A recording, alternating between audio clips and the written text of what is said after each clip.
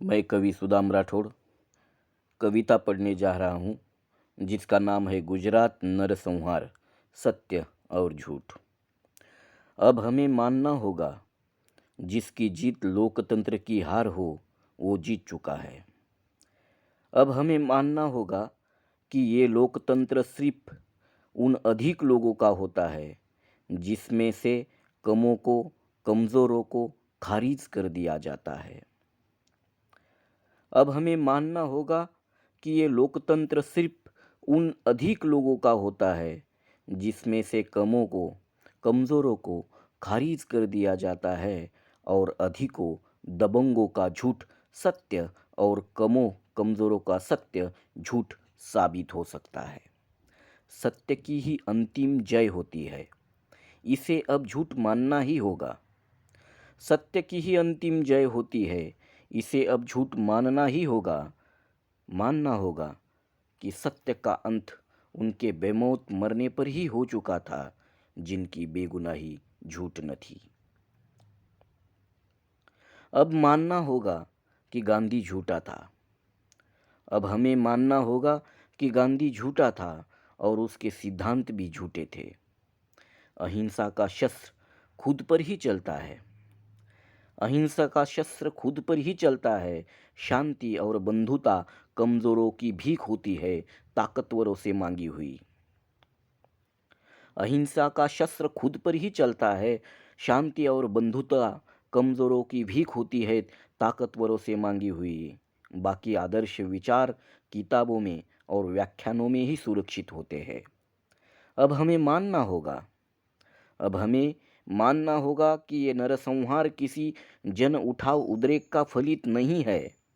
वह साजिश थी हमारे मुर्दों की सीढ़ी बनाकर राजसत्ता पाने की। वह फिक्सिंग थी उनकी और आग की। वह फिक्सिंग थी उनकी और आग की। जलने वाले पहले ही फिक्स थे। अब हमें मानना होगा अब हमें मानना होगा कि संविधान संसद के कत्ल खाने में अपाहिज पड़ा हुआ है, जिसे कामकाज के लिए बैसाखी दी जाती है।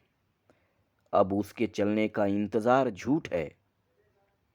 अब उसके चलने का इंतज़ार झूठ है। अब हमें मानना होगा कि दुनिया का सबसे खतरनाक जानवर आदमी ही होता है। अब हमें मानना होगा कि दुनिया का सबसे खतरनाक जानवर आदमी ही होता है और आदमी को जानवर बनाने वाला धर्म सदियों से मौतों का संगीन ठहरा है। अब हमें मानना होगा अब हमें मानना होगा कि इस मिट्टी में उग कर भी हमें पराया ठहराया जाता है। वतन, ध्वज, सम्मान, भविष्य सब हमारे लिए झूठ है। अब हमें मानना होगा कि इस मिट्टी से उगकर भी हमें पराया ठहराया जाता है। वतन, ध्वज, सम्मान, भविष्य सब हमारे लिए झूठ है।